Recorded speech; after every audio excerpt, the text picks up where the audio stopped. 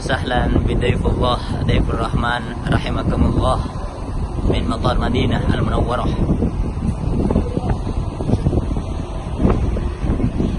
Welcome to Madinah Al-Munawwarah.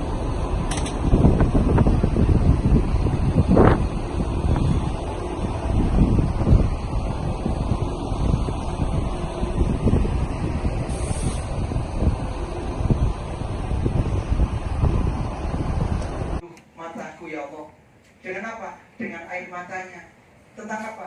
Dia sangat bertobat dan menyesali perbuatan. Jangan jangan berrokok. Telepon surga. Amin Allahumma. Amin. Karena itu Bapak Ibu, ayo manfaatkan malam nanti, malam terakhir. Kita tetap istiqomah untuk melakukan ibadah sholat malam ini.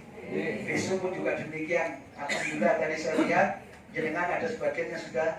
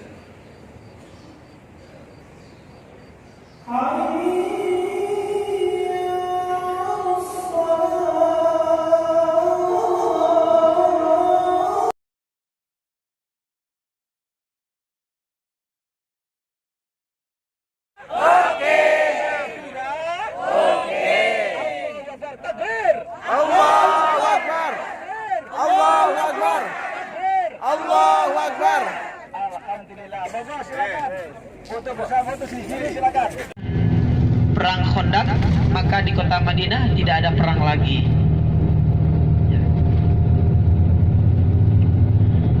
Kita lanjutkan perjalanan berikutnya ke Masjid Kuba,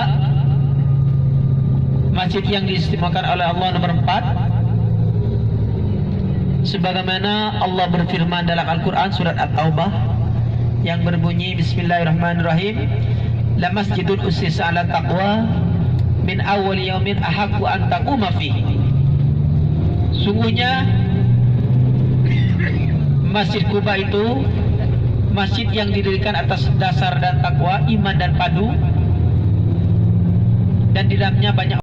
Pada perang Uhud ada salah seorang sahabat Nabi yang wajahnya menyerupai, mirip dengan wajah Rasulullah SAW, yaitu yang bernama Mus'ab bin Umair, pemegang bendera Islam. Dan pertama kali Mus'ab bin Umair ini hijrah dari kota Mekah menuju kota Madinah. Pada perang Uhud, beliau menunggang kudanya dan mengibarkan bendera Islam. Kemudian beliau berteriak dan berkata, Rasulullah masih hidup.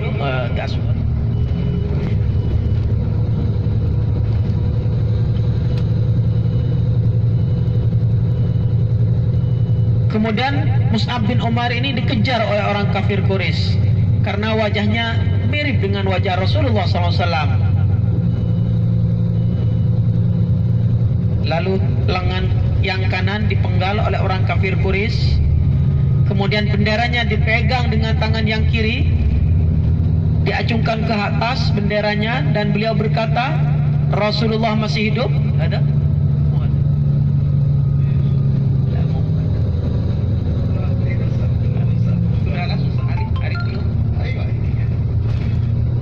Kemudian dikejar oleh orang kafir Quraisy. Yang awal.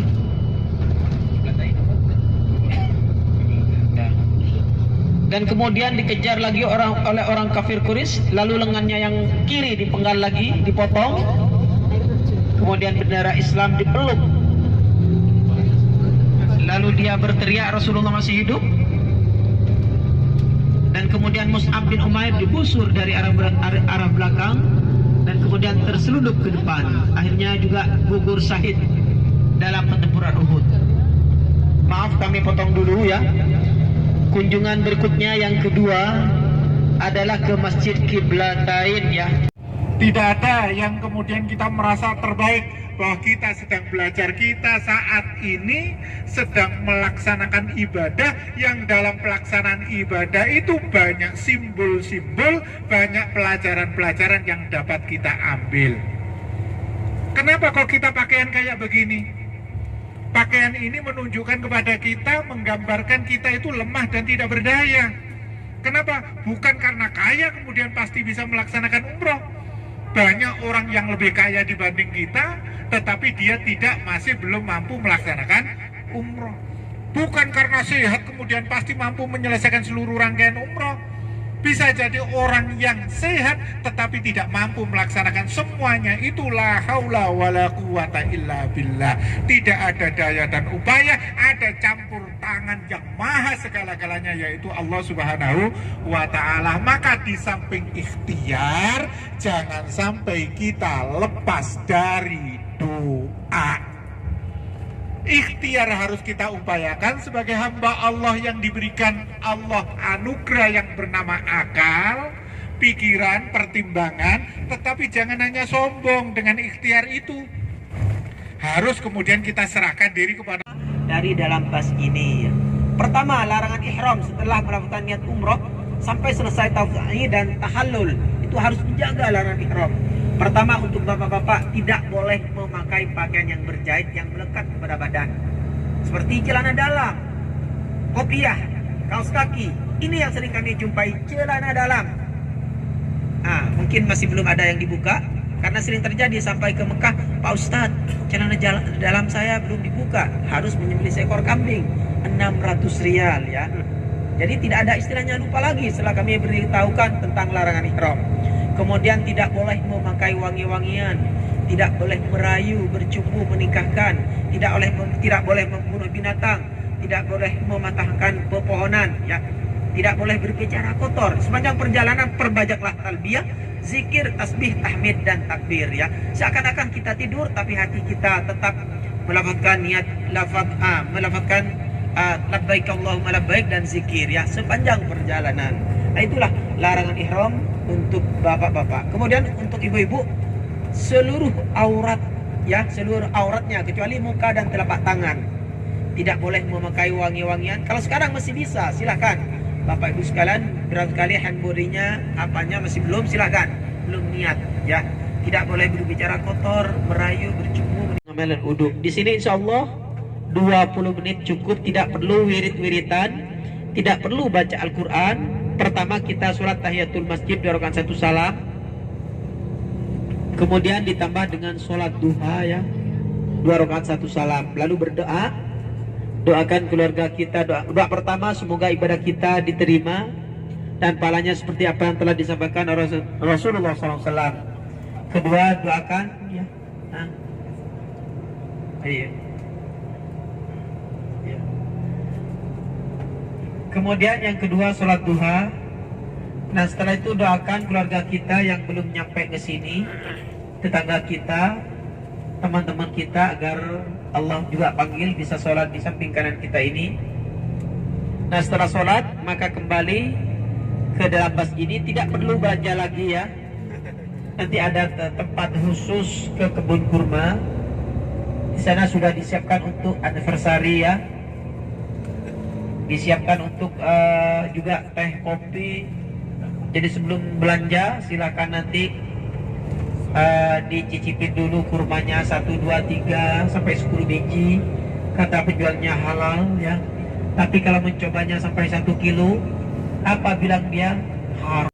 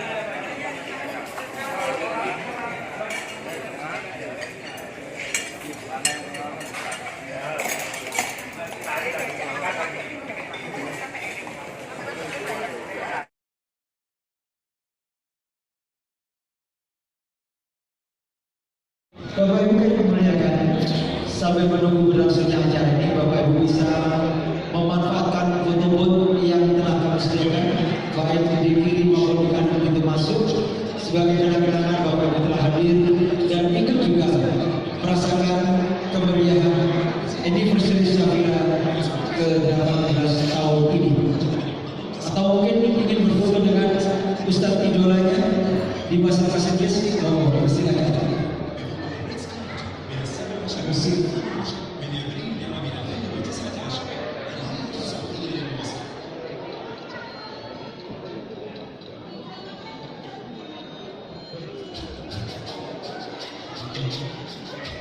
Selama 18 tahun melayani seluruh jamaah haji dan umroh dari tanah air. Tidak ada kata-kata yang lebih yang bisa kami sampaikan selain bersyukur pada Allah. Di usia 18 ini kami masih diberikan kemampuan, kami masih diberikan amanah, kami masih diberikan rizki, kami masih diberikan tugas oleh Allah untuk melayani para jamaah umroh dan haji sekalian. Tepuk tangan.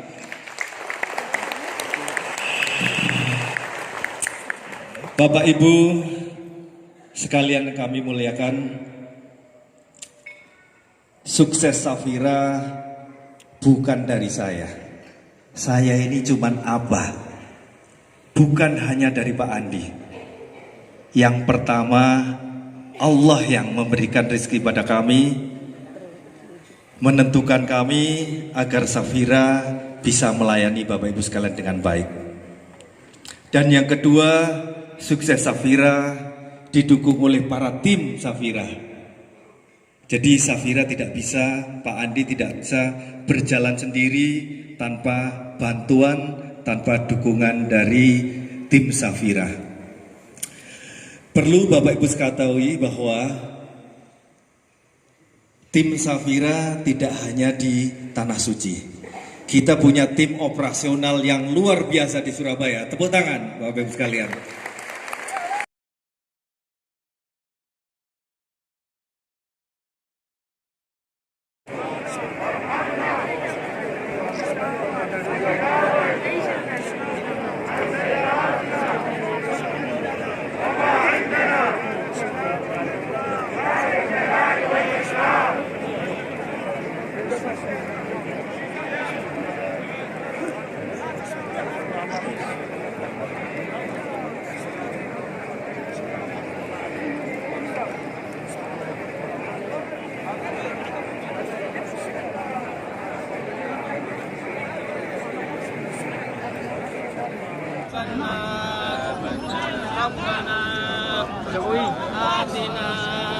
Street please, street please.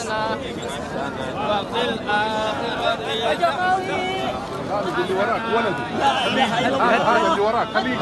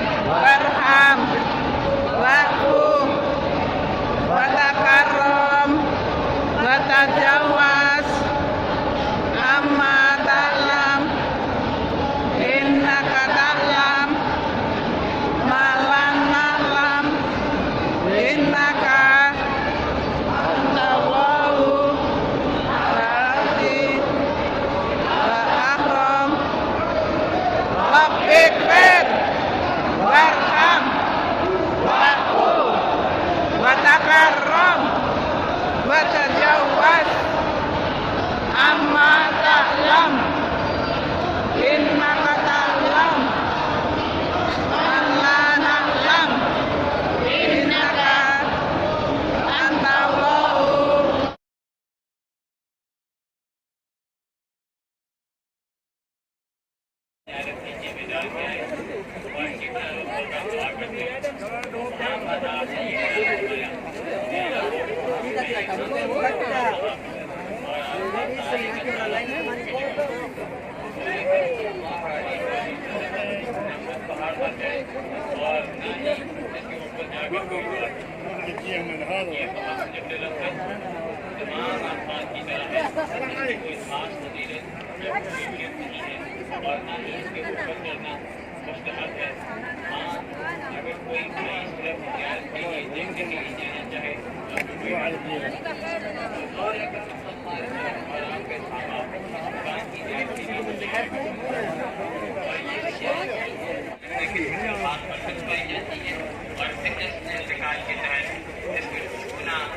चूमना या इस पर हाथ या कलम से लिखना जायज नहीं है और न ही ये बात जायज है कि यहाँ से मट्टी या पत्थर पलक के लिए उठा कर ले जाए।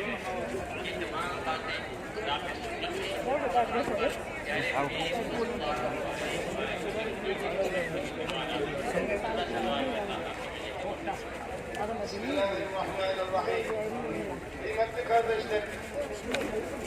Allah